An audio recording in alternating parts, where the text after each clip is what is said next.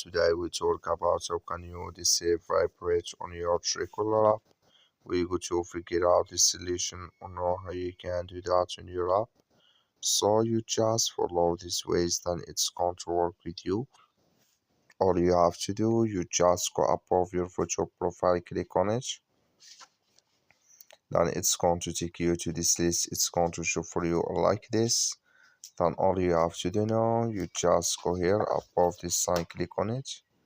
So then it's going to take you to this list. You click here on general here. Then it's going to take you to this list. It's going to show for you like this. You come here to Vibrate. Just click in this sign or this color.